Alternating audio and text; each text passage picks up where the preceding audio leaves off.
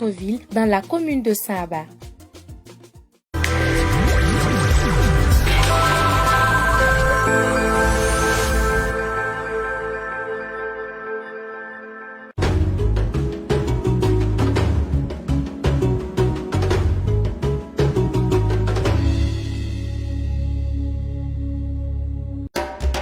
Au cœur de la savane africaine, un média est né pour porter les mots, les images et la vision du Burkina Faso au monde.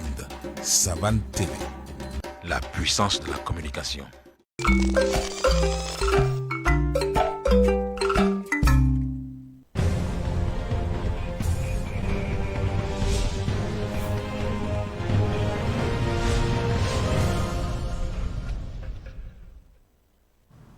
Mesdames et messieurs, bonsoir. Merci de suivre la chaîne des nouvelles idées, Savane TV.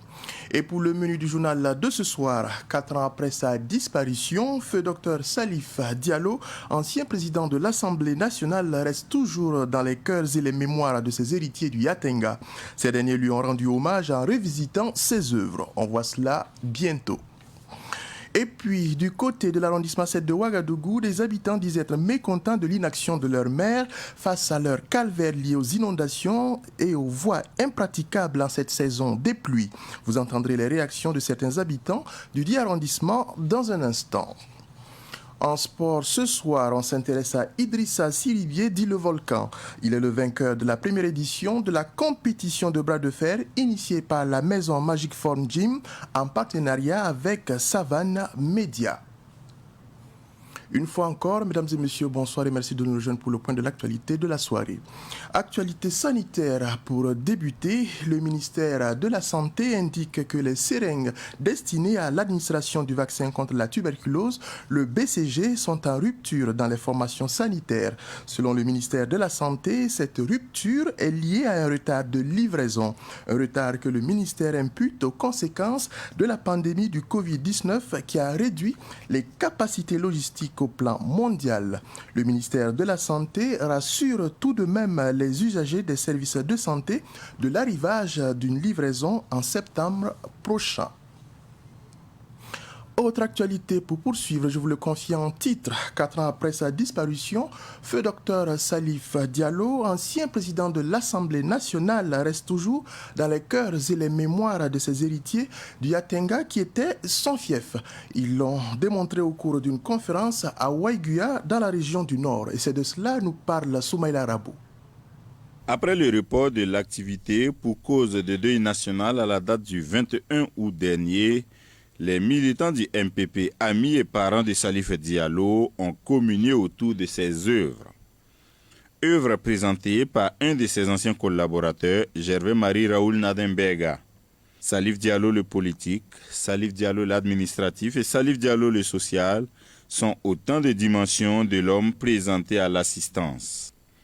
Au point que les initiateurs de cette conférence, le président de la Fédération MPP du Nord, professeur Smaïla Ouedraogo, et la coordinatrice des femmes MPP du Yatenga, Yafati Ouedraogo, ont conclu que leur devoir, c'est de vulgariser l'œuvre de Salif Diallo et de suivre ses pas dans la construction de la démocratie et du développement. Salif Diallo est décédé le 19 août 2017, cela fait 4 ans maintenant. Mesdames et messieurs, la semaine dernière, on apprenait l'effondrement d'un bâtiment au marché central de Fada dans la région de l'Est avec perte en vie humaine. Aujourd'hui, c'est un bâtiment en construction à l'université Norbert Zongo de Koudgou dans le Boulki-MD qui s'est effondré. L'incident a causé 2 morts. Il s'agirait d'étudiants. Au moins une victime serait toujours sous les décombres au moment où nous vous parlons de cette actualité selon notre correspondant sur place à Koudgou dans la région du centre-ouest du Burkina. Autre sujet pour poursuivre. Au cours du dernier conseil de la mairie de Ouagadougou, les autorités communales ont interdit désormais à toute personne de jeter des ordures en circulation ou dans les lieux publics. Une manière pour la mairie de Ouagadougou de lutter contre l'insalubrité dans la capitale. Qu'en pensent justement les Ouagalais du sujet? Certains se sont confiés à Germaine Farama. À voir ces ordures entassées, on se croirait dans un dépotoir. Il n'en est rien.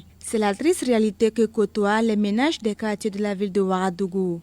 Des citoyens qui jettent des mouchoirs en pleine circulation, des emballages ou même des sachets plastiques en plein air sont nombreux. Pour répondre à cet incivisme, le conseil municipal de Ouagadougou a adopté le 26 août dernier une nouvelle mesure de contravention de 10 000 francs CFA contre toute personne qui jette des emballages plastiques en circulation. Une mesure bien accueillie par des populations. Ce que la mairie a dit aussi, c'est bon, puisque les sachets plastiques dans le capitale du Burkina Faso n'est pas du tout bon, quoi. Vous voyez donc, ce qu'il a dit aussi, ça peut aller. Ça, c'est une bonne idée. Ça aide la population aussi avec les déchets. Personnellement, je trouve que c'est une bonne solution. Bon, pourquoi je dis ça? C'est pour éviter les ordures sur la route, dans les quartiers aussi, la ville aussi. C'est une bonne initiative. Puisque, bon, si nous voyons la ville, c'est vraiment bon. C'est pas très bon, puisqu'on voit les sachets partout. Et donc, je pense que ça va permettre à la ville d'être propre. Mais si elle n'est pas appliquée, ce n'est pas intéressant. En tout cas, si on arrive à appliquer cela, nous allons avoir une ville propre. Il y a des citoyens qui trouvent que la décision arrive tardivement.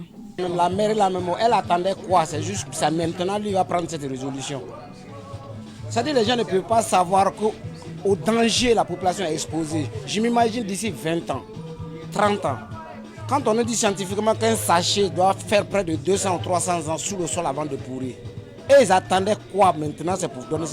Mais l'arbre ne doit pas cacher la forêt. L'absence de bacs à ordures et de poubelles dans les quartiers est aussi un facteur aggravant de l'insalubrité. Quelques citoyens orientent les autorités municipales dans ce sens. Ce que vous pouvez faire et les gens vont appliquer facilement, voilà, c'est de donner par exemple des poubelles jetables à ceux qui vendent les repas et consorts là, et chercher certaines poubelles aussi déposées au bord de la voie. Là, on peut jeter les lotus et les sachets. Sinon, au Burkina Faso, ici, si vous dites aux gens de payer 10 000 francs à cause d'un sachet, je crois que ça sera la bagarre. Dans le quartier piscine, nous n'avons même pas une bac à poubelle. Oui, bien vrai que nous gardons nos déchets dans nos sacs. Mais quand c'est plein, on jette ça ou ça. Donc sinon, je trouve ça bien, c'est la bienvenue. Mais nous n'avons même pas de bac. On a besoin d'une aide venant de la mairie. Ils n'ont qu'à nous donner des lieux où on peut jeter ça. Sinon, on aimerait que Ouagadougou soit belle. À la mairie aussi de grouiller, avoir des poubelles en ville ou dans les quartiers aussi. Voilà, pour éviter tout ça. Il faut déposer dans chaque quartier, il faut déposer des poubelles, au moins des poubelles pour qu'on jette les ordures là-bas. Même si tu as une lotus sur toi, tu dois mettre ça. Même si c'est sur ta selle, tu peux mettre ça. Arriver à une poubelle, tu peux jeter ça là-bas. Il ne faut même pas que ce cas se limite à amende. Tu payes une amende, on le met 3 jours en prison et puis avant qu'il va sortir. Parce que c'est très toxique, ça là c'est dangereux. Il faut que la population, non seulement ça, mais non qu'à essayer de sensibiliser les gens au danger que nous sommes exposés. Parce que quand les gens ne savent même pas, ils ne peuvent même pas savoir quels dégâts ils font. Il faut les sensibiliser d'abord. Cette mesure ne suffit pas, il faut une sensibilisation. On peut dire qu'ils vont payer 2 000, il y a les gens qui ne vont pas croire. Ils vont dire non que c'est faux. Mais il faut une sensibilisation seulement. Il faut sensibiliser dans les quartiers, il faut sensibiliser les gens à ne pas faire ça. Sinon, si on dit on va payer 2 000, je crois qu'il y a des gens même qui vont s'en foutre, mais ils vont continuer de faire. Je propose seulement de laisser vendre les sachets. Ceux qui veulent nourriture là, viennent avec leur plat et puis c'est tout. La mise en œuvre est un peu compliquée parce que il faut des agents partout. Bon, parce que la population elle-même, si on dit de veiller, c'est pas sûr qu'elle pourra le faire. Mais si toutefois la mairie peut avoir des agents qui vont surveiller cela, moi je pense que cela sera une bonne nouvelle. Autrement dit, la propriété des ménages et plus généralement du cadre de vie est l'affaire de tous, autorités comme administrés. Et nous restons dans la capitale Ouagadougou pour parler d'un autre sujet. Dans un reportage diffusé sur nos antennes le mercredi 18 août dernier, nous vous avons révélé le calvaire que vivent les habitants du quartier Bonheurville d'arrondissement 7 de Ouagadougou en cette saison des pluies. Eh bien, ce reportage a fait bouger les lignes. Samedi dernier, le maire de Ouagadougou a fait une descente dans cette zone pour constater les dégâts occasionnés par les pluies. Mais cette visite du maire a provoqué la colère de certains sinistrés de cette zone. Constat avec Issa Oumaratié. Le bonheur n'a pas encore fait son retour au secteur 31 de Bonnerville dans l'arrondissement 7 de Ouagadougou, malgré la visite du maire Armand Pierre Bewende le samedi dernier. Rien n'a changé, les sinistrés pleurent toujours et appellent à l'aide. Pour eux, le maire de Ouagadougou a tout visité, sauf les zones inondées. Le maire était là. Nous, les femmes de Bonnerville, on n'était pas informées. Le jour qu'il est arrivé, c'était à l'heure qu'il est là que nous, on était au courant. Mais quand on est sorti, vraiment, nous, on n'a rien compris. Il était là. Mais là où même le problème est là où se trouve le problème, le maire n'est même pas arrivé là-bas. Donc c'est ça qui fait que nous, on se demande pourquoi on a eu à demander de l'aide. Et à un moment donné, on revoit que là où il est passé, là, c'est même pas là où nous-mêmes on... Voilà, il y a le problème, là où se trouve le problème. Donc, voyons ici nous-mêmes nos enfants pour passer même aller à l'école comme ça, par exemple la rentrée. Si papa n'est pas là, il faut que l'enfant reste à la maison parce qu'il n'arrive pas à passer. Et pourtant, le maire affirme avoir échangé avec les sinistrés de cette zone sur les actions que son conseil entreprendra afin de leur offrir de meilleures conditions de vie. Il n'en est rien, rejette en bloc les sinistrés. Soit nous dédommager, nous faire quitter la zone, si la zone est inondable. Et réellement nous dire qu'est-ce qui se passe, si c'est les moyens qui ne sont pas regroupés. Et c'est la population elle-même qui est censée de réparer les routes ou de faire les caniveaux pour que nous comprenions plus. Puisque les paroles ne nous ont jamais été adressées. Les paroles, c'est entre les conseillers et les maires. Et la population et la personne est au courant de ce qui se passe. Et chaque inondation, ils viennent nous faire des promesses. Et ces promesses n'ont jamais été tenues. Sur sa page Facebook, la mairie de Ouagadougou indique que le maire a offert 4 tonnes de riz et 4 tonnes de maïs à ces sinistrés qui vivent le martyre. La nourriture d'accord, mais un toit et une route d'abord. Nous-mêmes, là où nous sommes, là, même s'ils nous donnent du riz, ce n'est pas ce que nous on veut. Ce que nous on demande, c'est de venir nous aider avec un caniveau pour que nous puissions gagner le passage d'abord. Le riz, on ne peut pas dire que ça n'a pas d'importance, mais l'essentiel, c'est le caniveau qui nous intéresse. Même si on prend des tonnes de riz et que la pluie vient faire tomber les maisons, cette riz va passer encore. L'eau va emporter cette riz. Donc ce que nous on demande seulement, c'est de venir nous aider avec la voie. Sinon, riz là même, nous, on n'a même pas eu encore. On ne sait pas si le riz est posé à quelque part. Voilà, pour nous, dans notre quartier, on n'a même pas encore eu ça. Mais nous, on ne va pas dire qu'on ne veut pas, mais ce n'est pas ce que nous voulons. Voilà, ce qui nous intéresse, c'est de venir nous aider avec la voie. Bon, moi particulièrement, je n'ai jamais pris une graine de riz de la mairie, ni 1 millilitre d'huile de la mairie. J'ai reçu de dons. Depuis que j'ai été inondé à plusieurs reprises, je ne sais pas, peut-être d'autres ont reçu et qui ne me l'ont pas dit, mais ça ne fait pas partie de ma propre volonté. Voilà. Bon, certaines femmes sont là, elles peuvent témoigner comment ça s'est passé. Les sinistrés du secteur 31 de Bonnerville ne croient plus aux promesses des autorités communales, mais croient peut-être à un miracle de Dieu. Et puis à côté du sujet des zones inondables dans la capitale Ouagadougou, il y a également le sujet de l'état impraticable des voies. Dieudonné Ibrahim Kiemde, un citoyen, aide à boucher les nids de poules sur certaines voies dans l'arrondissement 6 de Ouagadougou. C'est une œuvre sociale dont nous parle Pakisba Mariam Ouedrago. La saison des pluies rime avec inondation, dégradation de voies et surtout des nids de poules. À certains endroits des grandes villes, les citoyens réclament leur droit à un cadre de vie décent. Ça a été récemment le cas dans l'arrondissement 9 de la capitale. Dans l'arrondissement 6 par contre, le citoyen Dieudonné Ibrahim Kiemde a décidé de s'illustrer autrement. Mettre la main dans la poche pour l'achat de ciment et d'agrégats pour la réduction des nids de poules. Nous sommes ici sur la route Pissi menant au siège de l'ONEA. Je suis animé par la fibre patriotique et solidaire et aussi les soucis de préserver des vies humaines. Puisque j'ai déjà été à plusieurs reprises témoin des gens qui ont fait d'accidents dus à ces trous-là. Dieudonné Ibrahim Kiemde n'est pas conseiller municipal, mais il a déjà à son actif plusieurs tronçons de routes bouclées. Depuis un peu plus de 4 ans, je fais ce genre d'activité en dehors de boucher les trous sous la voie. il y a certains de ces services publics que souvent je fais des gestes que je ne vais pas nommément citer. Dans les jours à venir, Dieudonné Ibrahim Kiemde s'attaquera au carrefour des 2 boulangeries de Pissi, les zones difficilement praticables de Nossé et de Komsilga. Et on poursuit avec une autre œuvre de bienfaisance avec le geste de El Hadj Amidou Birba. Il a offert aux habitants du village de Pelratanga, dans la commune de Bouda, province du Passoré, 3 salles de classe entièrement équipées, 2 ambulances et 2 logements pour le corps médical. On voit cela toujours avec Pakisba Mariam Ouedrago.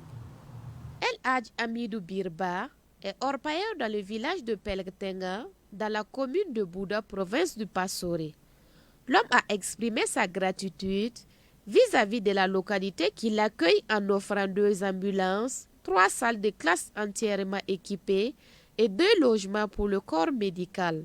Ces 2 logements permettront d'améliorer la prise en charge des patients. Autrefois, il faut dire qu'il y a des infrastructures au niveau de la formation sanitaire, mais cela n'était pas au nombre déjà des agents de santé. Donc, d'autres agents de santé étaient obligés de loger en ville, et cela retardait un temps soit peu la prise en charge des patients. Donc, nous pensons que ces logements au sein de la formation sanitaire amélioreraient la prise en charge des patients. En plus de tous ces dons, le donateur a organisé un reboisement à l'école B de Pelratanga avec l'appui de ses collaborateurs, dont le porte-parole Souleymane Sawadogo. Chez nous, les orpailleurs, on dit toujours que nous, on pollue l'environnement. On coupe les arbres, on fait tout. Donc, l'idée est venue de faire un reboisement pour pouvoir prouver aux autorités que nous aussi, on est là pour le bien. Voilà, donc l'acte qui est posé aujourd'hui, c'est pour honorer tous les orpailleurs. Il faut toujours penser à la population et savoir que ce qu'on fait aujourd'hui, c'est pour demain. Donc si on exploite aujourd'hui, c'est pour pouvoir garantir demain. Les premiers responsables de la province du Passoré ont salué l'initiative de El Hadj Amidou Birba, qui est venu en aide à la fois à la population et à l'État. C'est un fils qui a beaucoup réfléchi, qui a trouvé que la population souffrait et que l'État ne pouvait pas tout faire. Donc il a bien voulu en tout cas dépenser pour en tout cas venir en aide à la population et du reste à l'État qui ne peut pas tout faire comme nous avons dit. Donc au nom du gouverneur, en tout cas nous lui disons vraiment merci et nous invitons en tout cas beaucoup de citoyens qui ont des moyens en tout cas d'emboîter ces pas. Cette œuvre de responsabilité sociale de l'entreprise montre que ce devoir n'est pas seulement dévolu aux sociétés minières industrielles. Il s'impose aussi aux acteurs de l'orpaillage artisanal semi-mécanisé. Et on change de registre pour poursuivre. 250 enfants des quartiers Gunguen-Huidi dans l'arrondissement de Ouagadougou ont bénéficié de 3 semaines de formation en dessin, peinture et agroécologie. L'initiative est de l'association Napam Beogo et vise la saine occupation des enfants pendant les vacances. On découvre cette séance d'apprentissage aux côtés des enfants avec Pakisba Mariam Ouedrago. 250 enfants âgés de 6 à 17 ans on prépare à la 7e édition des ateliers vacances initiés par l'association Napam Beogo. Les enfants de 2 quartiers de la capitale Ouidi et Gunguen se sont mis à la tâche des métiers de la culture et de l'agriculture. J'ai appris à faire la bronze et la couture. Arrivé à la maison, je compte montrer à mes parents ce que j'ai fait. C'est la bronze avec la terre qu'on mélange. Et puis on met sur les objets qu'on a fait là. On ramasse quelque chose. Et puis on met. Après on casse. Et puis après on casse. Et puis on voit les choses en métal. J'ai appris beaucoup de choses à faire. L'agroécologie. Pour fabriquer des tam-tams, pour planter des arbres, pour peinturer et pour dessiner. J'ai dessiné des gens qui tuaient un ours. J'ai fait ce dessin parce qu'il faut protéger les animaux. Ces 25 jours n'ont pas été de tout repos. Ce sont des ateliers d'éducation, de pratique et des arts plastiques que nous organisons chaque année. D'abord l'agroécologie, ensuite la bande dessinée, après la peinture, l'atelier collier et djembé, et au centre artisanal, parce que c'était dans 2 quartiers, à Gouguin et au centre artisanal. Voilà, au centre artisanal, il y a eu l'atelier couture, ensuite l'atelier bronze. Parmi ceux qui se frottent les mains après cet ensemencement de la pépinière, il y a les parents. J'ai des petites soeurs qui sont ici. Au lieu de les laisser à la maison, genre, ils vont sortir se baravonner et puis se créer des problèmes. Quand ils vont venir ici, genre, en tout cas, ça va créer moins de problèmes à leurs parents. Genre, ils vont rien faire. En tout cas, ils vont faire des choses intéressantes, quoi. Honnêtement, c'était bien. Vraiment, j'ai vraiment apprécié. Ouais. Parce que les enfants ils sont eux-mêmes en fait quand ils sont avec leurs formateurs. Donc, c'était vraiment super. Les parents ont décidé de l'inscrire pour pouvoir la motiver à faire quelque chose de ses propres mains. Et puis aussi, ça les culture. Puisque en étant une petite fille, si tu commences à faire quelque chose de tes propres mains, ça peut t'aider plus tard. Rendez-vous est donc pris l'an prochain pour la 8e édition. On parle de la protection de l'environnement pour poursuivre. Pour la 3e fois, l'association Ramatoulaye des jeunes pour la tolérance et le développement du Burkina Faso a organisé une journée de reboisement à Namisigima dans la province du Yatenga, dans la région du Nord. On découvre cela avec Daouda Yamouego. Le développement de la commune de Namisigima préoccupe les ressortissants de la dite commune. En effet, les ressortissants de Rahmatoulaye, un quartier de Namisigima, ont organisé une journée de l'excellence scolaire suivie d'un reboisement. Toutes ces activités visent à promouvoir la tolérance et la cohésion sociale. On a planté des arbres qui sont utiles pour la vie. Côté excellence, là-bas aussi, c'est pour encourager les enseignants et les élèves du primaire, qui quittent les primaires pour aller au secondaire, qui ont bien travaillé à l'école. Et nous voulons encourager pour inviter les autres au travail, car c'est le travail qui fait l'homme.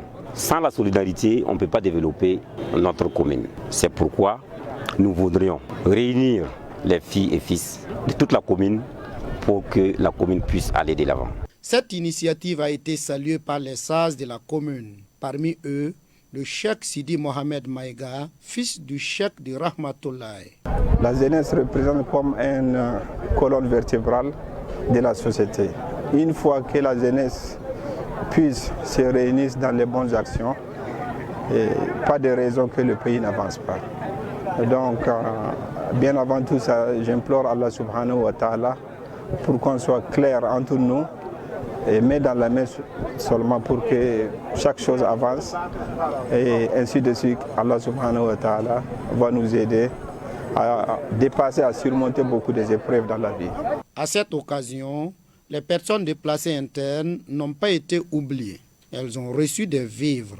L'invité d'honneur s'est réjoui de cette action de solidarité des fils et filles de Namisigima. Au-delà de la plantation, l'association a décidé de faire de la solidarité envers les personnes déplacées du fait du terrorisme et également promouvoir l'excellence scolaire et qui promeut l'excellence scolaire se met aussi dans une disposition de se battre pour une jeunesse bien formée, une jeunesse de qualité, donc une relève de qualité, donc pour le Namisigima d'abord, pour le Yatenga, pour la région du Nord et pour le Burkina Faso. C'est pour cela que nous sommes venus leur dire que nous sommes ensemble et que nous apprécions ce qui est en train d'être fait.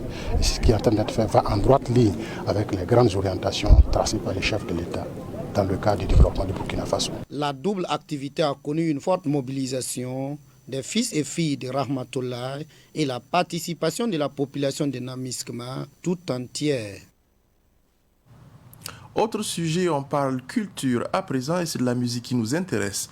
Sodi Kwama, c'est le nouveau single de Wakis Faso Biga, Eloi Tiendrebego de son vrai nom. Dans ce single présenté samedi dernier à Ouagadougou, il dénonce le mauvais comportement de certaines filles. Retour sur la dédicace avec Abdoulaye Kinda.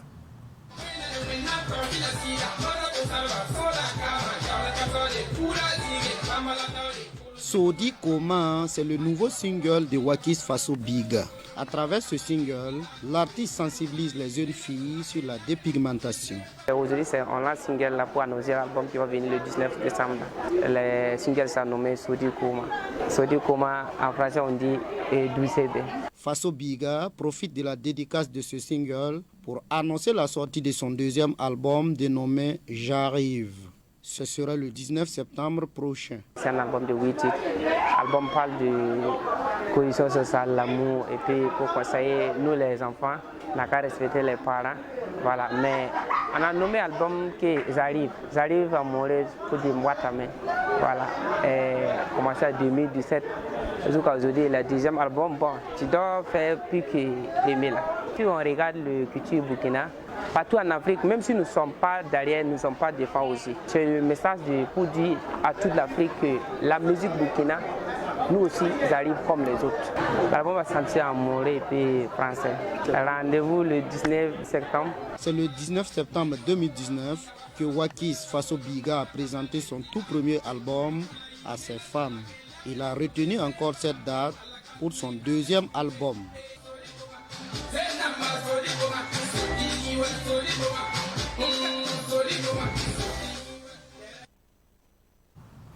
Et en sport, ce soir, mesdames et messieurs, on s'intéresse à Idrissa Siribié dit le Volcan.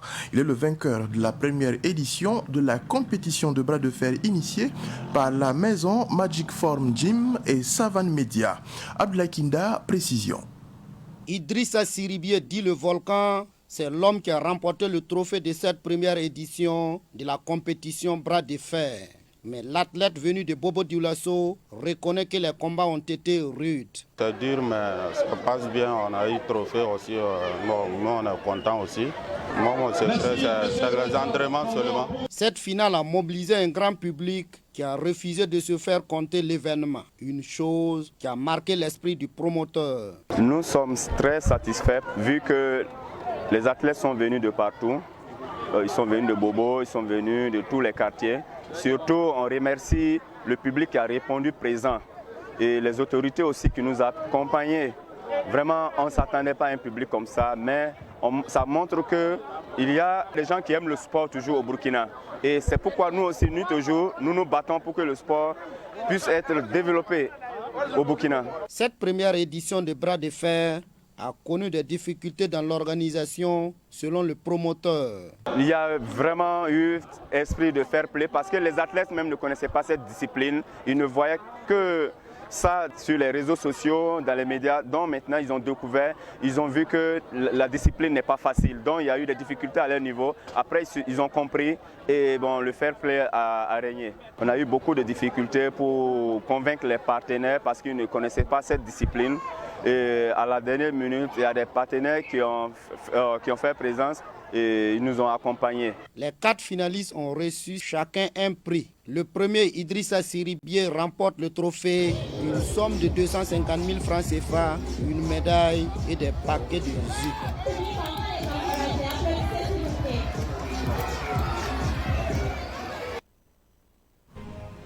Mesdames et messieurs, notre pensée ce soir s'adresse à l'endroit des acteurs de la santé, des acteurs qui font de sauver, on va dire, la vie des patients, leur dada de tous les jours. Continuons à sauver justement des vies. Et c'est ici que prend fin cette édition. Merci à vous qui avez été de la partie. Très bonne suite en compagnie de nos programmes.